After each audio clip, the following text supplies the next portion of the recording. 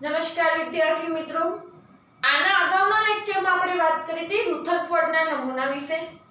એના પછી જોઈએ આપણે કે પરમાણ્વીય ક્રમાંક, દળ ક્રમાંકને કઈ રીતે દર્શાવવા, તેની સંજ્ઞા અને કઈ રીતે ન્યુટ્રોનની સંખ્યાની એની ગણતરી કરવામાં આવતી હતી અને એના આધારે સમસ્થાનિકો, સમભારિકો, આઇસોટોન અને સમઇલેક્ટ્રોનીય આયનોની આપણે વાત કરી હતી. એના પહેલા આપણે જે કરેલી હતી રુથરફોર્ડના નમૂનાની વાત કે રુથરફોર્ડનો નમૂનો થોમ્સનના નમૂનાથી અલગ હતો. એને રુથરફોર્ડે પરમાણુના ધન વીજભારને કેન્દ્રમાં બતાવ્યો અને એની આજુબાજુ ઇલેક્ટ્રોનો કક્ષાઓમાં ઘૂમતા હશે તેવી વાત કરી હતી અને એની પાછળના કારણો જુદા જુદા હતા તે આપણે એના પહેલાના લેક્ચરમાં જોઈ ગયા. પરંતુ રુથરફોર્ડનો પરમાણુ નમૂનો હતો. આ રુથરફોર્ડનો પરમાણુ નમૂનો પણ જે આપણે કહીએ કે પરમાણુની સ્થાયીતા સમજાવી શકતો નહોતો. એટલે કે પરમાણુના નમૂનો જે રુથરફોર્ડે ખ્યાલ આપ્યો એ આપણને મદદરૂપ હતો કે પરમાણુને ગોળાકાર કીધો, ઇલેક્ટ્રોનને કેન્દ્રમાં બતાવવા, પછી ઇલેક્ટ્રોન હશે એની આજુબાજુ કક્ષાઓમાં ઘૂમતા હતા, આવી એક આપણને ખ્યાલ થોડો ક્લિયર થયો. પણ તો પણ રુથરફોર્ડનો નમૂનો પરમાણુ નમૂનાની સ્થાયીતા જે હતી આ પરમાણુ નમૂનાની સ્થાયીતા સમજાવી શકતો નહોતો. તો આજના લેક્ચરમાં આપણે જોઈશું કે રુથરફોર્ડના નમૂનાની ખામીઓ કઈ કઈ હતી, કેમ રુથરફોર્ડનો પરમાણુ નમૂનો નિષ્ફળ નીવડ્યો અને શા માટે આપણે આગળ બોહરના પરમાણુ નમૂના તરફ એ ખ્યાલ હતો એ દોરી જવો પડ્યો, મતલબ કે પછીથી બોહરના નમૂનાનો ખ્યાલ આવ્યો. તો આપણે જોઈએ રુથરફોર્ડના નમૂનાની ખામીઓ આજના લેક્ચરમાં. તો પહેલી તો વાત કરીશું કે રુથરફોર્ડે પરમાણુ નમૂનો જે આપ્યો હતો એની સરખામણી કરીએ તો સૌરમંડળ જોડે. સૌરમંડળ જોડે મતલબ કે પહેલું તો કે નાના પાયા પર એક એની સરખામણી કરેલી સૂર્યમંડળ જોડે જે પરમાણુ નમૂનો આપેલો તો તેની મતલબ કે જે પરમાણુનું કેન્દ્ર હશે આ પરમાણુનું કેન્દ્ર જે ધન વીજભાર ધરાવતું હતું, આ પરમાણુનું કેન્દ્ર જે ધન વીજભાર ધરાવે છે તેની સરખામણી સૂર્ય સાથે કરેલી અને જે આજુબાજુ જે ઇલેક્ટ્રોન ઘૂમતા હતા આ ઇલેક્ટ્રોન જે ઋણ વીજભાર ધરાવતા હતા આ ઋણ વીજભાર ધરાવતા ઇલેક્ટ્રોનની સરખામણી જે સૂર્યની આજુબાજુ ઘૂમતા હશે ગ્રહો તેની સાથે કરેલી. એટલે પહેલી તો રુથરફોર્ડે જે પરમાણુ નમૂનો આપ્યો હતો એની ગોઠવણી એનો ખ્યાલ કોને મળતો હતો તો સૂર્યમંડળ જોડે. જે રીતે સૂર્ય કેન્દ્રમાં આવેલું છે એની આજુબાજુ ગ્રહો ઘૂમે છે એવી રીતે પરમાણુ કેન્દ્રને સેન્ટરમાં લીધું અને એની આજુબાજુ ઇલેક્ટ્રોન હશે અલગ અલગ કક્ષાઓમાં ઘૂમતો હતો અને એ જ રુથરફોર્ડે આપેલો કેન્દ્રીય નમૂનો હતો. તો નાના પાયા પર આ જે ખ્યાલ હતો રુથરફોર્ડના પરમાણુ નમૂનાનો તે સૂર્યમંડળને જેવો હતો અને સૂર્યમંડળના જેવો મતલબ સૂર્યમંડળ સાથે સરખામણી કરીએ તો પરમાણુ કેન્દ્રને સૂર્ય સાથે અને ઇલેક્ટ્રોનને ગ્રહો સાથે એને સરખામણી કરી. પરંતુ હવે જો ચિરસમ્મત યંત્રશાસ્ત્ર જે મિકેનિકલ આપણે શાસ્ત્ર કહીએ તો ચિરસમ્મત મતલબ કે સમયમાં જૂના સમયમાં જે જૂના ખ્યાલો પ્રમાણે પ્રચલિત હતું તે અને અત્યારનું આપણે કહેતા હશું તો આધુનિક કહેતા હશું એને યંત્રશાસ્ત્ર. તો જે ચિરસમ્મત યંત્રશાસ્ત્ર એ આપણે જો સૂર્યમંડળને લાગુ પાડવા છીએ, કારણ કે જે વસ્તુ આપણે સૂર્યમંડળને લાગુ પાડશો એ જ વસ્તુ આપણે પછી પરમાણુ નમૂનાને લાગુ પાડવા છીએ. તો જો ચિરસમ્મત યંત્રશાસ્ત્ર સૂર્યમંડળને લાગુ પાડવા જઈએ તો સૂર્યમંડળને લાગુ પાડવા જઈએ તો જે ગ્રહો ઉપર લાગતું જે ગુરુત્વાકર્ષણ બળ હશે આ જે ગુરુત્વાકર્ષણ બળ હતું તેને આપણે દર્શાવી શકતા હતા. જે ગુરુત્વાકર્ષણ બળ હશે ગ્રહો ઉપર લાગતું હશે કારણ કે ત્યાં પણ ગ્રહો હતા અલગ અલગ કક્ષાઓમાં અલગ અલગ બળથી ઘૂમતા હતા. તો જો ચિરસમ્મત યંત્રશાસ્ત્રના અલગ અલગ ગુરુત્વાકર્ષણ બળના ને બધાના નિયમો હતા જે તમે ફિઝિક્સમાં એનો અભ્યાસ કરો છો, ગતિના નિયમો કઈ આ બધી વસ્તુ જે કહીએ ગુરુત્વાકર્ષણ અચળાંક ને બધી વસ્તુ પણ તમે ન્યૂટનના નિયમો બધામાં જોઈ ગયેલા. પણ આ જો ચિરસમ્મત યંત્રશાસ્ત્ર સૂર્યમંડળને લાગુ પાડીએ તો જે ગ્રહો ઉપર લાગતું જે ગુરુત્વાકર્ષણ બળ હશે આ ગુરુત્વાકર્ષણ બળનું મૂલ્ય થતું હતું Gm1 m2/r². આ વસ્તુ તમે ફિઝિક્સમાં જોઈ ગયેલા હશો. તો ગુરુત્વાકર્ષણ બળ જે ગ્રહો ઉપર લાગતું હશે એનું મૂલ્ય હશે Gm1 m2/r².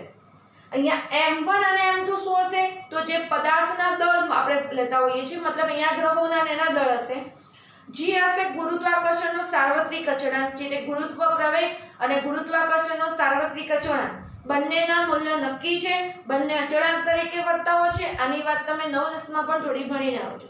અને r મતલબ કે r હશે તમારે અંતર, મતલબ કે m1 અને m2 જે પદાર્થ હતા, આ m1 અને m2 પદાર્થ વચ્ચેનું અંતર જે હતું એટલે અહીંયા જે આપણે વાત કરતા હશો, જે r કહેતા હશો, r આવતું હશે બંને પદાર્થ વચ્ચેનું અંતર આવતું હશે. મતલબ જે 1 અને 2 પદાર્થ લીધેલા, જેનું દળ m1 અને m2 લીધેલું, એમના વચ્ચેનું અંતર હશે એ r તરીકે આપણે દર્શાવીશું. હવે આની અંદર આ વસ્તુ આપણે સૂર્યમંડળને લાગુ પાડીએ, મતલબ ગ્રહો ઉપર આ નિયમ લાગુ પાડીએ, તો જે આ વસ્તુ આપણે પરમાણુ નમૂનાને લાગુ પાડવા જઈએ છીએ, તો પરમાણુ નમૂના માટે જ્યારે આ વસ્તુ લાગુ પાડવા જશો તો અહીંયા લાગુ પડતા હશે સ્થિર વિદ્યુતીય આકર્ષણના નિયમો, સ્થિર વિદ્યુતીય બળના નિયમો લાગુ પડશે. અને એ પ્રમાણે અહીંયા જો ધન વીજભાર અને ઋણ વીજભાર માટે આ નિયમ લાગુ પાડશો તો એના માટે લાગતું જે વિદ્યુતીય બળ હશે એને આપણે દર્શાવી શકતા હતા k q1 q2 r² વડે. અહીંયા q1 અને q2 શું હશે? બે વિદ્યુતભાર હશે. k હતો અહીંયા પણ સપ્રમાણતા અચળાંક હતો. એટલે જો આ વસ્તુ આપણે પરમાણુ નમૂનાને લાગુ પાડીએ છીએ, પરમાણુ નમૂનાને લાગુ પાડીએ તો એના ઉપર લાગતું જે બળ હશે કેપિટલ K q1 q2 હશે r². q1 અને q2 શું હશે? બે અલગ અલગ વિદ્યુતભારો હશે. અને જે r લખીએ છીએ મતલબ r² કરેલો છે, r હશે જે અહીંયા બે વિદ્યુતભારો લીધેલા છે.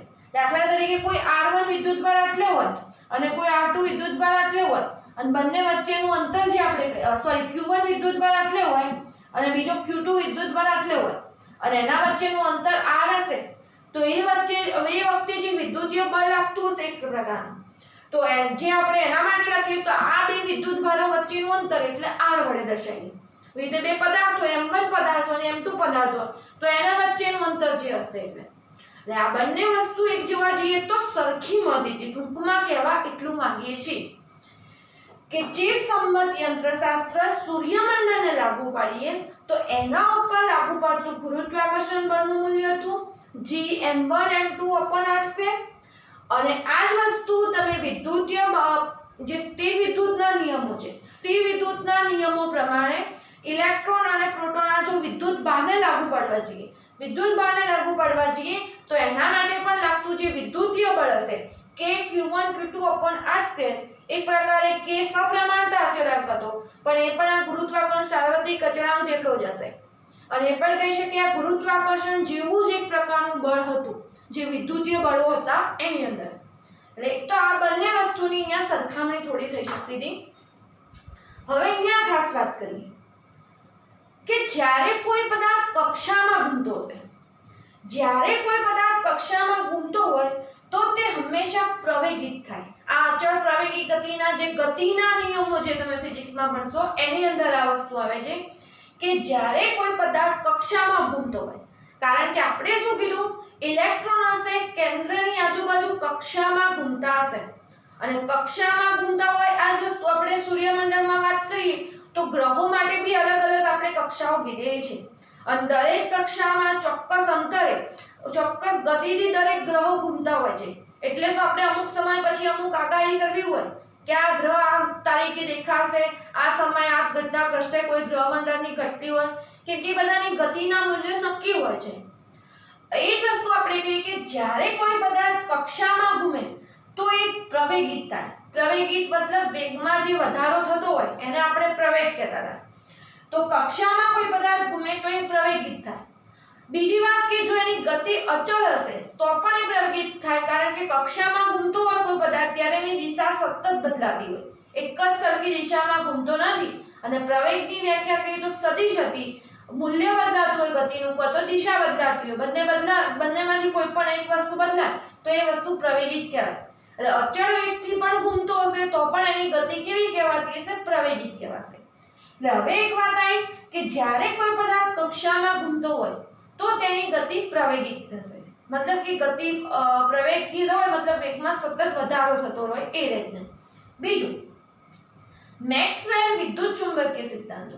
મેક્સવેલ નામના વૈજ્ઞાનિકે જે વિદ્યુત ચુંબકીય સિદ્ધાંતો આપેલા, આ વિદ્યુત ચુંબકીય સિદ્ધાંતોમાં વાત કરેલી કે કોઈ પણ ભારિત કણ જ્યારે પ્રવેગિત ગતિ કરતો હોય ત્યારે વિદ્યુત ચુંબકીય વિકિરણનું ઉત્સર્જન હંમેશા કરશે.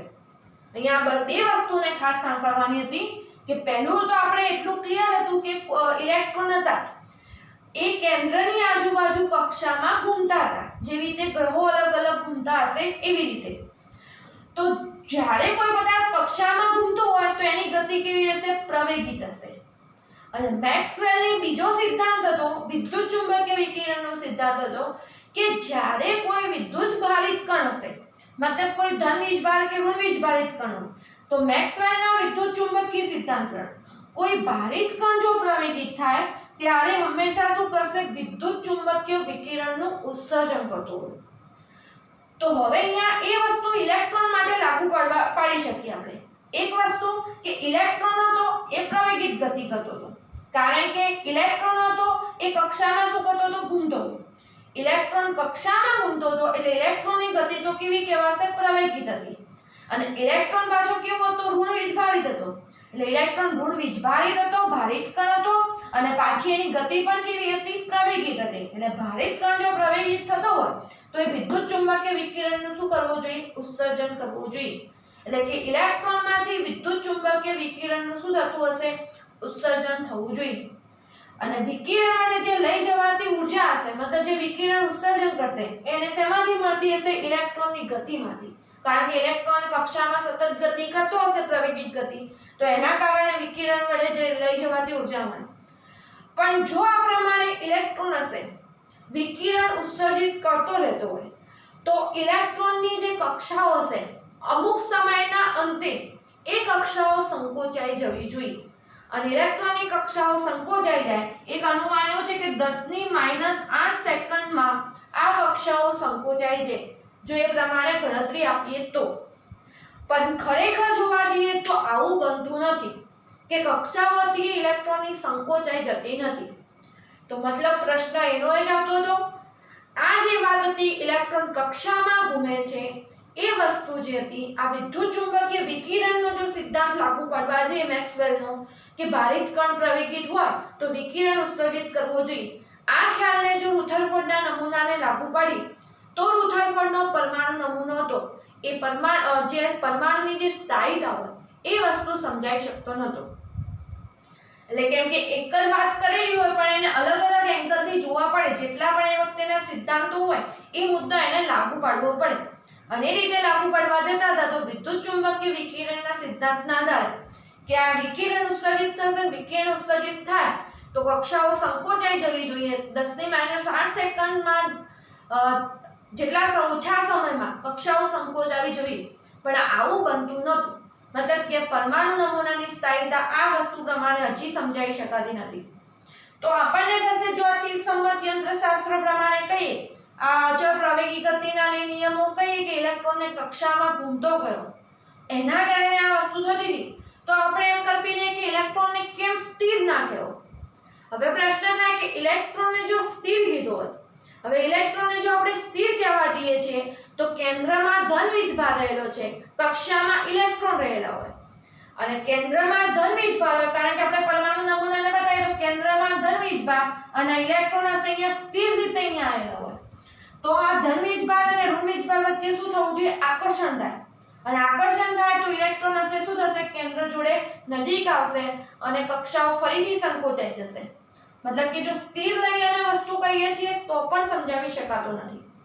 એટલે બે વસ્તુ રીતે ઇલેક્ટ્રોનને ગતિ કરતો કહેતા હતા, ઇલેક્ટ્રોન ગતિ કરતો તો એની ભારિત કણ હોવાથી, અને બીજું કે પ્રવેગિત ગતિ કરતો તો કક્ષામાં ઘૂમતો હોય તો એની ગતિ પ્રવેગિત જ હોય. અને કક્ષામાં ઘૂમતો એ પ્રવેગિત ગતિ કરતો હોય તો જો ઇલેક્ટ્રોનને ઘૂમતો બતાવવા જતા હતા તો એ વિકિરણનું ઉત્સર્જન કરતો હોય, અને વિકિરણનું ઉત્સર્જન કરે તો અમુક સમયમાં એ કક્ષાઓ સંકોચાઈ જવી જોઈએ અને પછી એની સ્થાયીતા નથી સમજાવી શકાતી.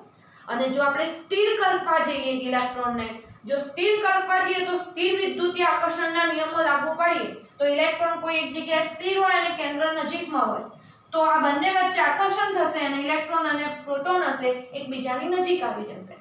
તો સ્થિર લેવા જતા હતા તો પણ આ પરમાણુ નમૂનાની સ્થાયીતા સમજાવી શકતો નથી.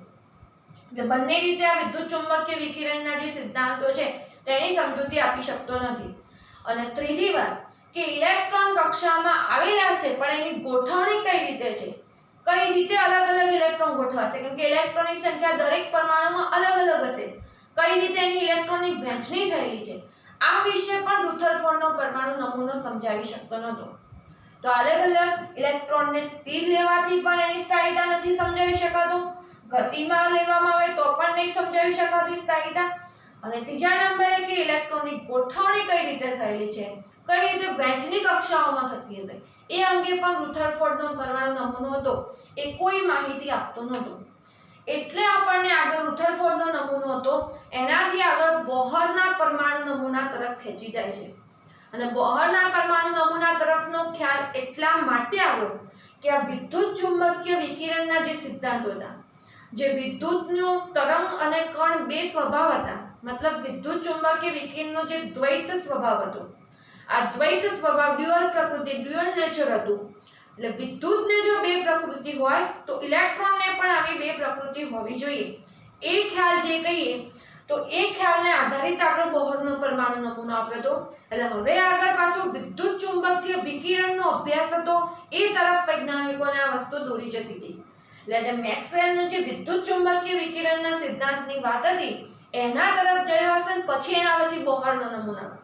કારણ કે અહીંયા ખ્યાલ આ વસ્તુ જે નતો સમજાવી શકતો એ વસ્તુને આગળ હવે સમજાવવી જરૂરી બની ગઈ હતી. અને બીજું જે વર્ણપટ અલગ અલગ મળતા હતા, દરેક પરમાણુના જે વર્ણપટ મેળવતા હતા એ અંગેની સમજૂતીની બી એક અંદર જરૂરિયાત પડી ગઈ. એટલે આ બંને વસ્તુ વર્ણપટવાળી અને વિદ્યુત ચુંબકીય વિકિરણના જે કણ અને તરંગ સ્વભાવવાળી વાત હતી તે હવે પરમાણુને પણ લાગુ પાડવામાં આવતી હતી. અને એના ઉપરથી આગળ બોહરના પરમાણુ નમૂના તરફ જતા હતા. પણ એના આ મુદ્દાના આધારે રુથરફોર્ડનો નમૂનો હતો એ નિષ્ફળ નીવડ્યો હતો. એટલે અહીં આપણે રુથરફોર્ડના નમૂનાની નિષ્ફળતાના કારણો સમજાવેલા છે. પણ ઘણે અંશે રુથરફોર્ડનો નમૂનો કઈ રીતે પ્રોટોન ગોઠવાશે, ઇલેક્ટ્રોન ગોઠવાયા એનો પ્રાથમિક ખ્યાલ જે તે સમય આપ્યો એ સમયે તો આગળ એને ઘણો મદદરૂપ થયો હતો. પણ આ સ્થાયીતા ના સમજાવી શક્યો એ બાબતમાં નિષ્ફળ નીવડતો હતો. તો ખાસ થિયરી આખી પોઈન્ટ વાઇઝ આ રીતે સમજી લેવી અને લખવાના મુદ્દા ધ્યાનમાં રાખવાના. ટોટલ પ્રશ્નની અંદર 4 મુદ્દા લખવામાં આવે છે. પહેલો મુદ્દો આપણે લખશો સૂર્યમંડળ સાથેની સરખામણી પરમાણુ નમૂનાની, અને એ સૂર્યમંડળમાં કઈ રીતે, સૂર્યમંડળમાં કયું બળ લાગતું છે, ગુરુત્વાકર્ષણ બળ, અને સ્થિર વિદ્યુતીય મોડેલ લાગુ પાડીએ તો કયો બળ, એના 2-3 પોઈન્ટ બનશે.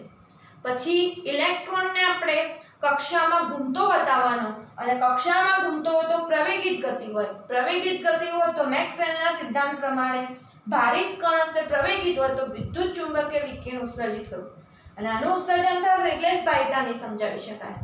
જો સ્થિર લીધેલો હશે, સ્થિર લઈએ છે તો સ્થિર વિદ્યુત આકર્ષણના કારણે, એટલે આ ત્રીજો મુદ્દો હશે એમાં. અને ચોથો મુદ્દો ઇલેક્ટ્રોનની વહેંચણી નતો સમજાવી શકતો. તો આ રીતે આખી થિયરી અહીંયા પોઈન્ટ વાઇઝ યાદ રાખી અને તમારા શબ્દોમાં લખી શકો તમે.